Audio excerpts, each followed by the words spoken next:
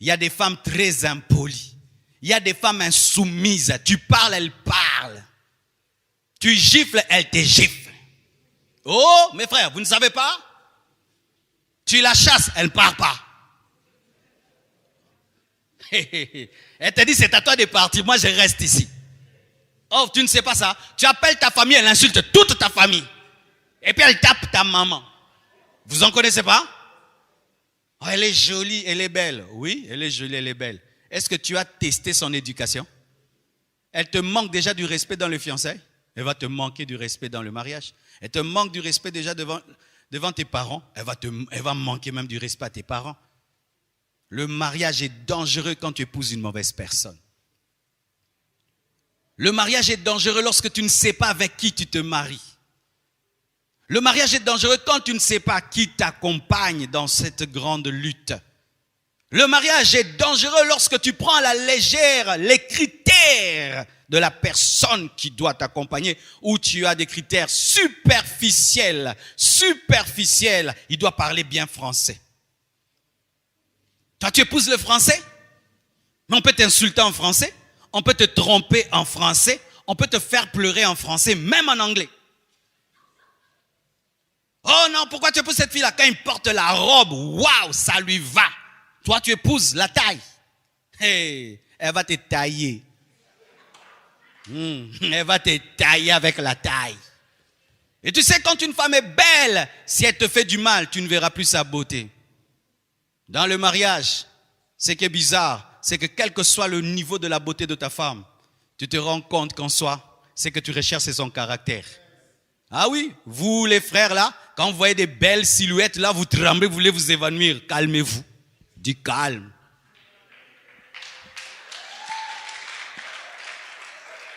Calmez-vous, calmez-vous. Mettez même des glaçons, calme. Car si tu mets de côté le caractère, parce qu'elle est belle, tu souffriras. Adam a dit, voici l'os de mes os et puis la chair de ma chair. Il n'a pas dit la chair de ma chair et l'os de mes os. Pourquoi? L'intérieur vient avant l'extérieur. C'est l'os d'abord, ce qui ne se voit pas, qui vient avant ce qui se voit. Mais lorsque tu fondes ton choix sur ce qui se voit, pour annuler ce qui ne se voit pas, tu as épousé des muscles, mais tu n'as pas épousé un squelette. Alors que c'est le squelette qui permet aux muscles de tenir, c'est le caractère qui donne la valeur à la beauté. Lorsqu'il n'y a pas de muscles, même si la chair est belle, elle n'a pas de forme. C'est l'ossature, le squelette qui donne la forme, et c'est le caractère qui permet de considérer la beauté. Mais si toi tu ne considères que la beauté, tu ne regardes pas le caractère, tu pleureras dans ta langue maternelle. Écoutez ceci, mes frères et sœurs. Regardez Akab. Pourquoi Akab est mort? Parce qu'il avait fait un mauvais choix. Il a épousé qui? Jézabel. Jézabel a amené la mort d'Akab. Jézabel a amené la chute d'Akab. Regardez encore Salomon. Pourquoi Salomon a dévié? À cause des femmes qu'il avait épousées. C'est le mariage qui a détruit la vie de Salomon. C'est le mariage qui a détruit la vie d'Akab. Donc un mariage peut détruire ta vie. Un mariage peut détruire ton ministère. Un mariage peut détruire ton commerce. Il peut détruire tes études. Il peut détruire tes rêves et tes visions. Tu peux épouser une femme qui ne fait que te décourager. Tu épouses un homme qui ne fait que te décourager. Tu peux épouser un homme qui détruit ton ministère. Combien de femmes dans cette nation, ayant eu une forte onction, un puissant appel aujourd'hui, ne savent plus servir Dieu à cause de leur époux? Ce n'est pas Satan qui a détruit leur vie, c'est un homme. C'est un homme. Alors vous devez savoir que l'homme à qui vous disiez oui, la femme à laquelle vous disiez oui, a la capacité d'être la porte de Dieu ou la porte de Satan dans vos vies. Vous devez le savoir. Ne pas le savoir, c'est être ignorant et prendre le mariage à la légère.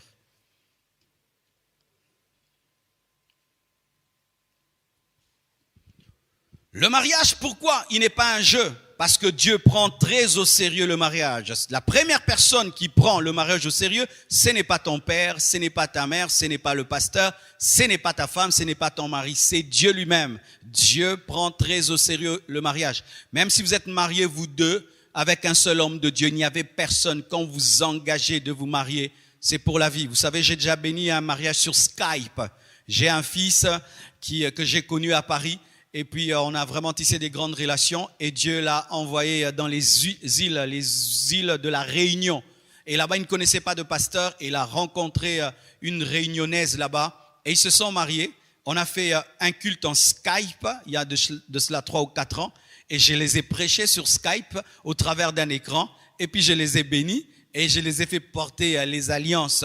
Et ils respectent cet engagement comme s'il y avait des gens. Ils étaient eux deux dans la chambre, mais ils sont mariés. Pourquoi Dieu était là? Alléluia.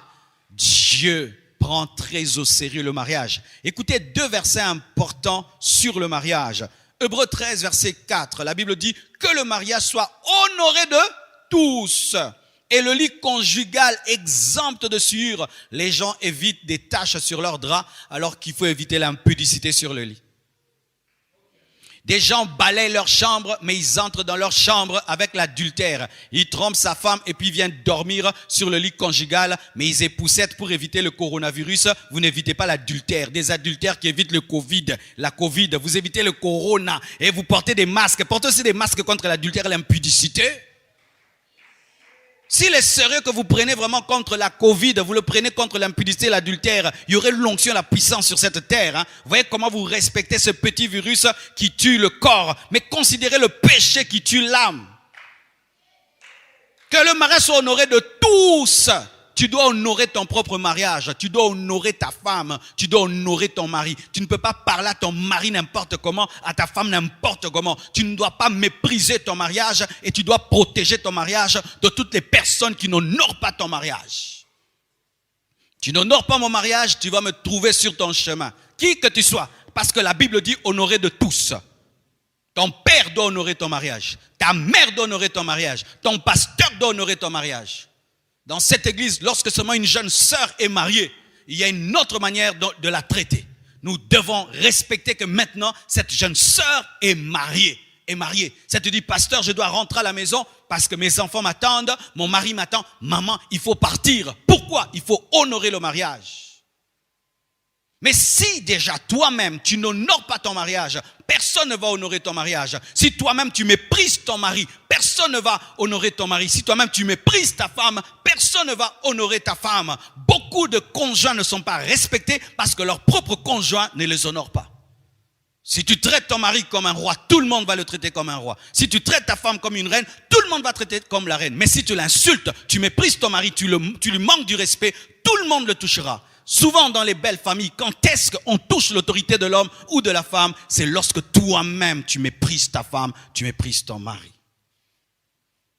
La Bible dit car Dieu jugera les impudiques et les adultères. Lorsque tu es adultère et impudique, Dieu te jugera. Même si ta femme t'a pas attrapé, même si ton mari t'a pas attrapé, tu seras jugé. Les adultères iront en enfer, les impudiques iront en enfer. Et en ce temps de la fin, il faut le dire. Mon frère, toi tu es champion quand tu trompes ta femme, tu es champion quand tu trompes ton mari. Personne ne t'attrape, tu es sans trace, sans trace. Tu laisses toujours des traces devant Dieu. Dieu jugera les adultères, Dieu jugera les impudiques. Même si la loi, aujourd'hui, on est plus dur avec l'adultère, on est plus dur avec l'impudicité. Il y a même des femmes qui comprennent l'adultère de leur mari. Tu peux me tromper, mais il faut me respecter. Tu peux me tromper, mais tu dois dormir à la maison. Tu peux me tromper, mais dans les fêtes, nous deux, des bêtises. Ça, c'est quoi, maman? Maman? C'est quoi que vous permettez maintenant? Tu peux me tromper. Prends toutes les copines du monde, mais moi je suis la première dame. Prends toutes les petites copines du monde, mais moi c'est mon nom qui doit être sur les documents des parcelles. Vous aimez tellement les maisons, les parcelles, et vous aurez le sida. Tu laisses ton mari vivre dans l'impudicité, dans l'adultère, pourvu seulement que ton nom soit sur les documents. Dieu dit qu'il jugera les adultères et les impudiques. Malachie 2, verset 16, la Bible dit, car je hais la répudiation. Dieu a de la haine pour le divorce. Dieu a la haine pour le divorce. Même si aujourd'hui le divorce est devenu un jeu, même dans les églises, les gens divorcent. Des chrétiens qui divorcent, des serviteurs de Dieu qui divorcent. Et on rigole. J'ai divorcé, je suis sorti de cette prison. Maintenant, je refais ma vie. Dieu a de la haine pour la répudiation. Le divorce, c'est un échec. Le divorce, c'est un échec. Et échouer dans le mariage, c'est déjà échouer la moitié de sa vie. Divorcer, c'est déjà rater le 50% de ta vie. Même si tu continues à avoir de l'argent, tu continues à avoir le succès, tu as raté 50%. Dieu a la haine du divorce, dit l'Éternel, le Dieu d'Israël. Et celui qui couvre de violence son vêtement, dit l'Éternel des armées. Dieu a la haine. Lorsque tu penseras un jour divorcer, vois le visage de Dieu en colère. Lorsqu'un jour une pensée de divorce viendra en toi, vois Dieu. Il n'est pas dans la joie. Il n'est pas en train de te délivrer d'un mauvais mari, d'une mauvaise femme. Il est en colère. Pourquoi? Tu lui avais fait un vœu. Il ne t'avait pas obligé d'épouser cette femme. Il ne t'avait pas obligé d'épouser cet homme. C'est toi-même qui l'a amené. Et puis demain, Seigneur, je n'en veux plus. Dieu ne t'a pas obligé. Personne ne t'a amené ici, devant, lié, ligoté, enchaîné. Et qu'est-ce qui arrive? Vous vous engagez librement tout seul. Et lorsque vous voulez divorcer, les serviteurs de Dieu s'opposent à vous. Nous devenons vos ennemis. C'est toi qui nous as présenté cette femme. Et maintenant, nous nous opposons à ton divorce. Tu es en colère contre nous. Aujourd'hui, des divorcés qui culpabilisent les gens qui les ramènent sur le chemin, voulant même qu'on change la parole de Dieu. Tu ne peux divorcer que pour raison d'adultère. Et si tu es incapable de pardonner, mais tu peux pardonner. Et les femmes d'ailleurs pardonnent l'adultère et nous devons acclamer pour elles. Tu ne peux divorcer que si ta vie est en danger. L'autre veut te tuer, pas en pensée. Il y a vraiment des preuves qui veut t'éliminer. Là, tu en sors pour sauver ta vie. Tu ne peux divorcer que si l'autre ne supporte pas ta foi. Il te quitte et il se marie. Et tu es libre, dit la parole de Dieu. Mais dire que non, je ne le sens plus, depuis que je l'ai épousé, ma vie ne va plus bien, depuis que je l'ai épousé, tout est bloqué, son caractère, son comportement, ma famille ne l'aime pas, tout. Non, tu restes avec ta femme, tu restes avec ton mari.